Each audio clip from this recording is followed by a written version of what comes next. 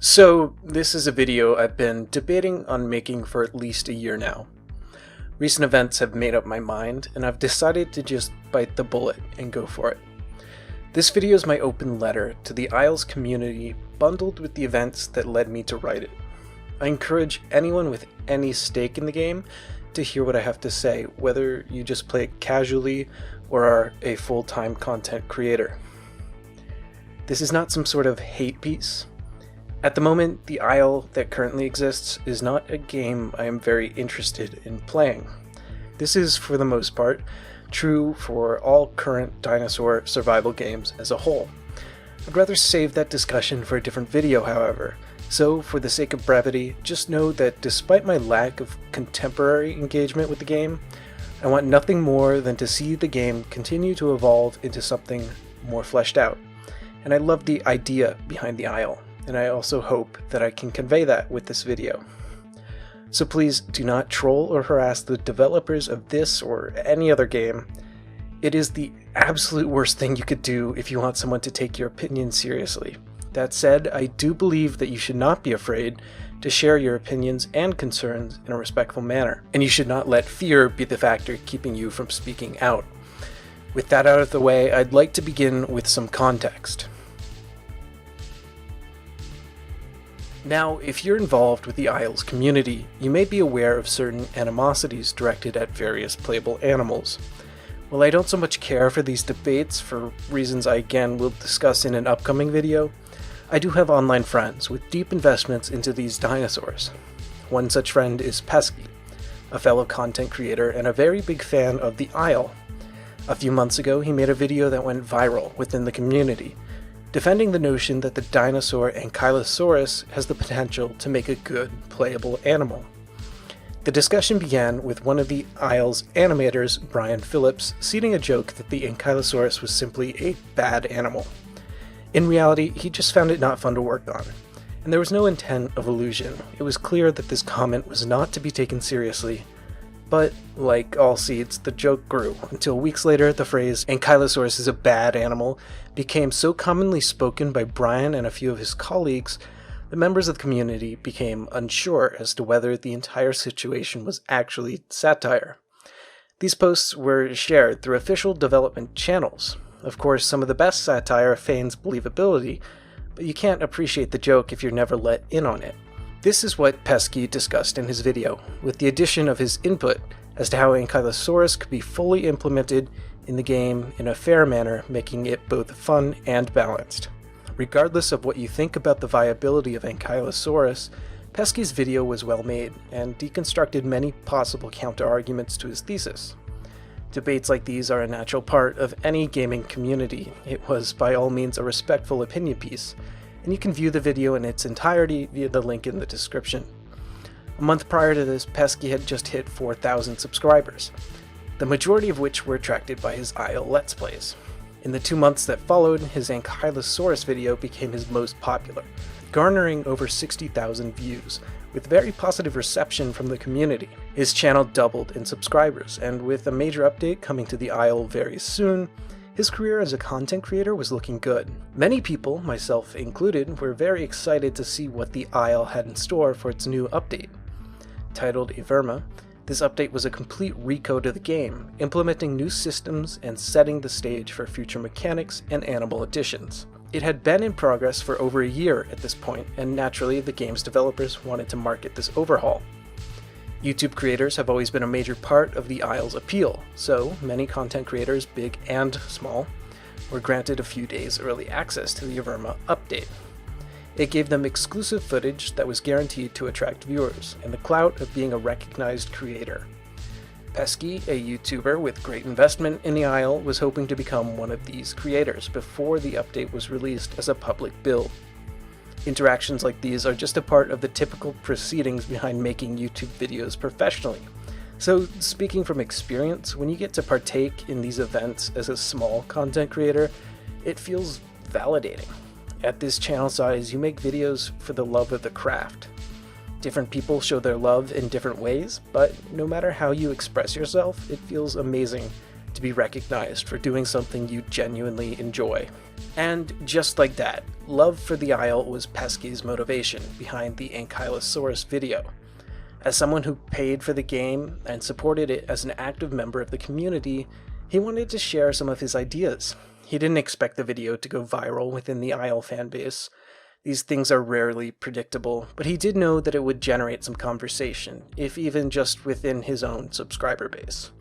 So he put a disclaimer at the start of his video, asking any derivative debates to be civil and not to inspire hate. Nevertheless, it was an opinion in direct conflict with the Isle's development team, and various individuals took the opportunity to use Pesky's logical backing behind his ideas to invalidate those of the developers every single time a conversation remotely related cropped up in the Isle's official Discord.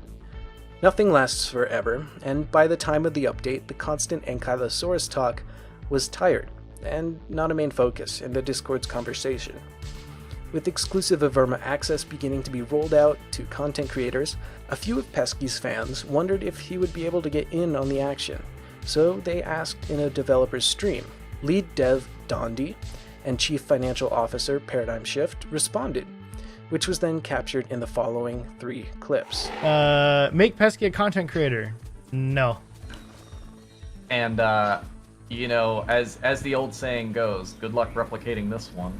Do you want to handle Pesky, or do you want me to handle Pesky, as far as the people asking about Pesky for content creator? Which one's Pesky? That's the guy who made the Anky is not a bad animal and basically wrote a hit piece about Brian while saying, oh, I'm sorry, I'm not actually trying to BM Brian. No, any person who makes obvious flame bait content like that to shit on one of our developers has no space in my mind from now until the day I die as being a content creator for us. So you can just revel in the fucking bed you have made and enjoy that. That's on you, bud.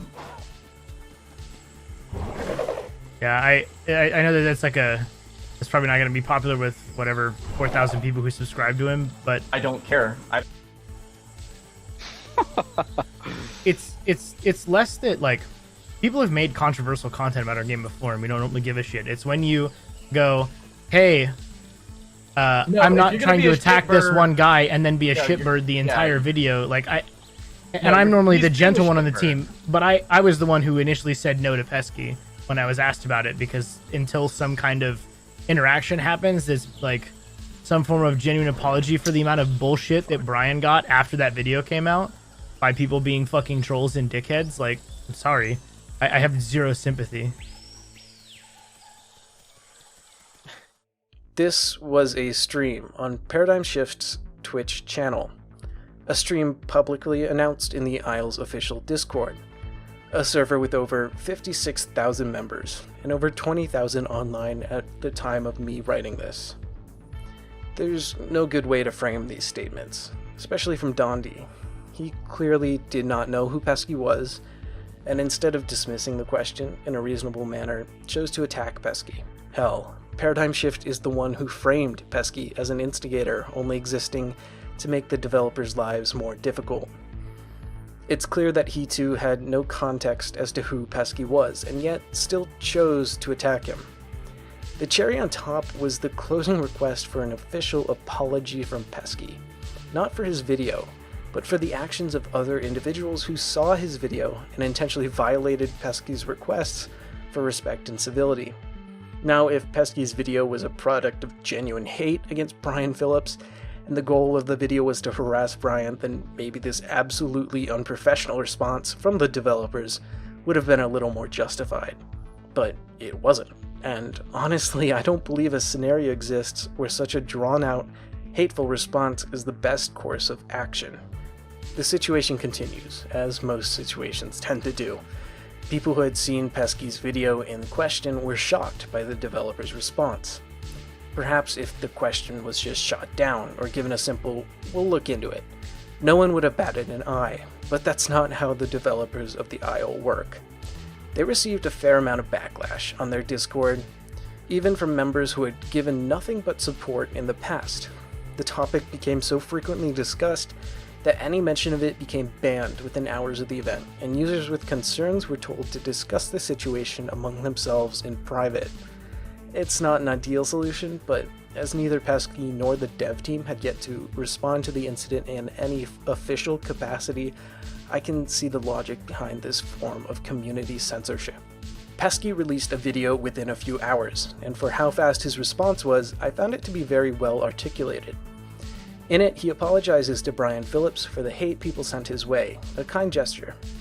He then decides to stand his ground against the rest of Dondi and ParadymShift's statements, establishing that their narrative of his video was blatantly disingenuous and not representative of him or his character.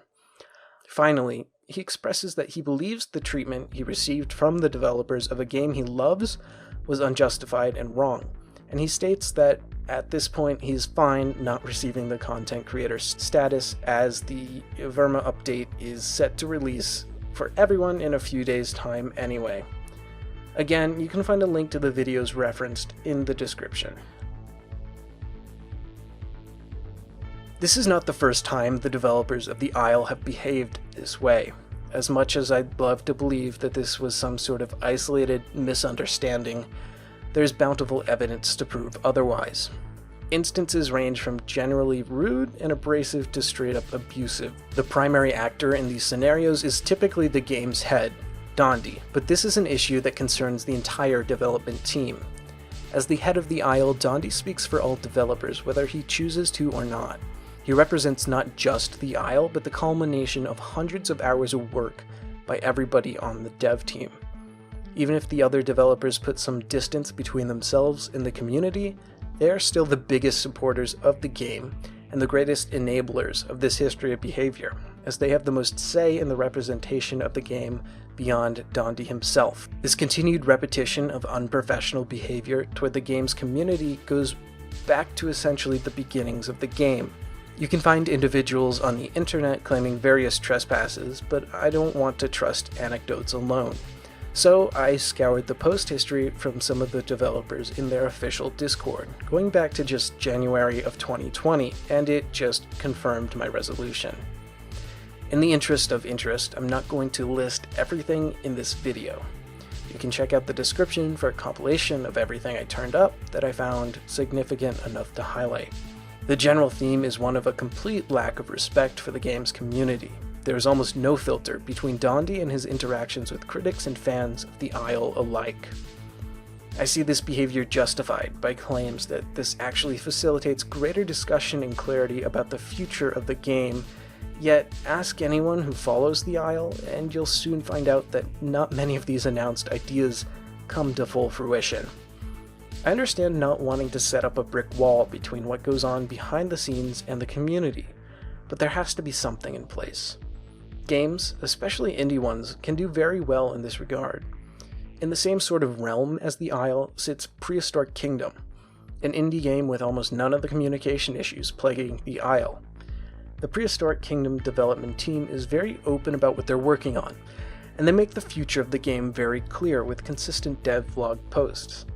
The Isle is very lacking on this front, seemingly sacrificing professional communication for what?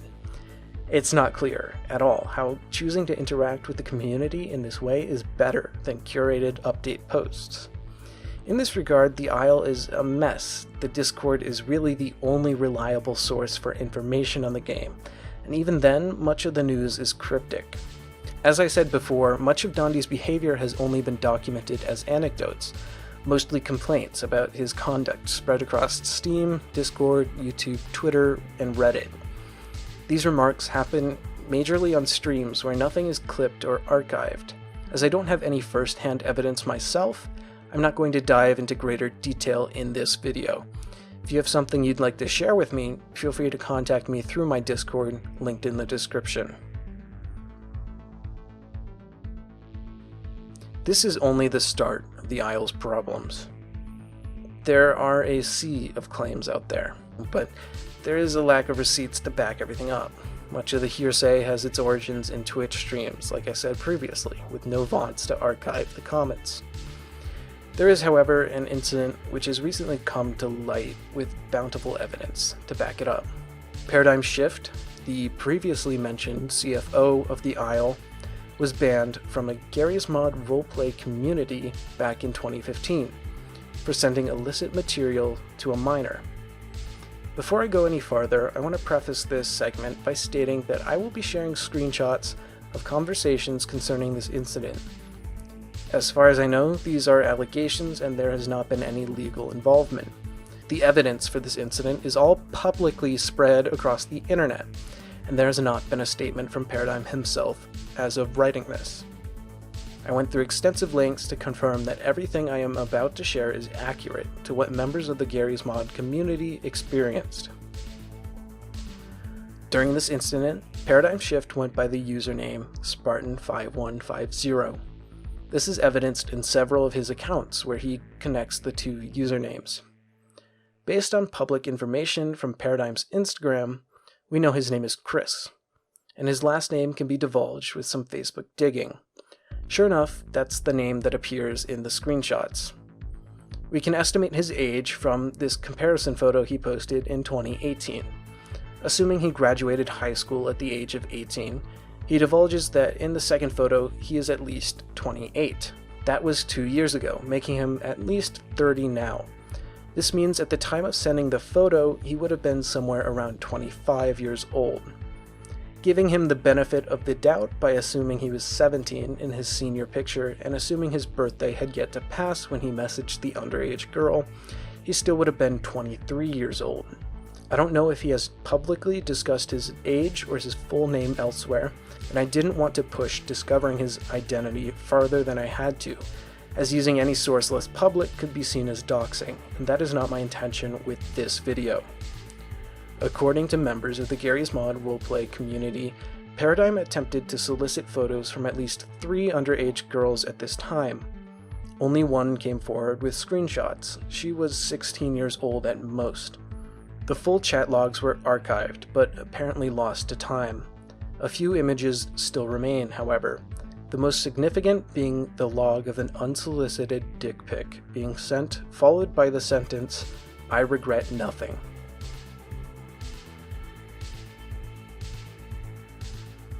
Unsurprisingly, there has been a significant amount of gaslighting in the Isles community surrounding this. People have claimed that the images are doctored, which is not true. I was able to find every screenshot in the original post on my own, bar the ones from private direct messages. I spoke with several members of the Garry's Mod roleplay community separately, and their independent accounts of the situation all lined up. There is an extensive trail of reactions to what Paradym did in 2015, both on the roleplay community's Discord and forum following his ban. There are also claims that the drama, if you can even call it that, was resolved 5 years ago after it happened.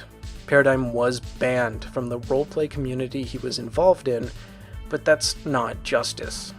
From what I can gather, the underage individuals he contacted never went to the authorities with what he did. It's scary, and handling that process as a kid can be intimidating. However, now that 5 years have passed and some of the chat archives have been lost, the likelihood of legal repercussions is low. The severity of this scenario is not diminished, however, just because the FBI has yet to be involved, and to claim so would be to invalidate the victims. Paradym is now one of the heads of an extremely large community. He has immense influence, extending even beyond the Isle. Dinosaurs tend to attract younger audiences. All of this combined doesn't look good. The fallout from this Paradym case is an excellent case study giving insight into the abuse and manipulation by the Isle's developers and moderators. The initial response has been to deny everything, placing the blame on others. Their counter-narrative relies on ignorance. They insinuate that the individuals who released these photos are doing so in spite of the Isle. Doing a bit of research leads you to realize that this is an issue with roots far outside of the Isle's community. The team's defense of Paradym and their shutting down of concerns only serves their own interests. Harboring someone who has done such despicable things has no reasonable excuse. I can only imagine that those who earn their income from the Isle are afraid that what results from this bombshell will cost them their money, and everyone involved wants to keep their power. Several moderators on the unofficial subreddit have voluntarily stepped down. But this doesn't address the root of the issues. Everyone involved is going to get hurt in the long run, and I fear that if this issue is somehow moved past, and if what results from it does not inspire major change, things will only get worse. I very much wish I'd released this video earlier, after the incident with Pesky. Perhaps I could have done something to help the community. I'd love to just say, try to separate the art from the artist, the game from the developer, and continue to play. But games don't work like that. Because the truth is that by supporting the Isle, whether you buy the game, play it casually, or make videos on it, you are supporting this kind of behavior from the developers. It's not your fault if you're ignorant, of course, but now that you know, you can choose to do something about it. Spread the word, and do not be afraid to share your concerns. The state of the Isle is unacceptable. If you have any stake in the game, even if you just watch a YouTuber play it once in a while, this concerns you. What I'm not looking for is some sort of hashtag the Isle is over party circle jerk. Again, I believe that this game has a lot of potential, and that there are genuinely good contractors with their work wrapped up in this hell. For the Isle to survive, major change needs to happen. Several individuals from the dev team need to remove themselves from the game. We are past the point of an apology post. Action needs to be taken. I highly encourage everyone to take a look at the game and its team with a critical eye. The game itself has been trapped in early access for nearly 5 years now. Something is not working out, and it has nothing to do with funds. Dondi has been able to afford to donate thousands of dollars to Twitch streamers alone, and in his own words, the Isle and unreleased projects are all he's been working on since its conception. Hell, the Isle is even selling official merchandise. The team can afford change, and the game will need change if it is to survive. Dondi claims that everything he does is for the sake of the Isle, yet this game has never lived up to its promises. I'll try and keep everyone updated with the pinned comment on this video and in my Discord server. If anyone has anything they would like to share concerning the Isle and its team, please feel free to reach out to me. In the description is an Imgur album with all of the receipts for every claim I make in this video. I can only hope this situation improves.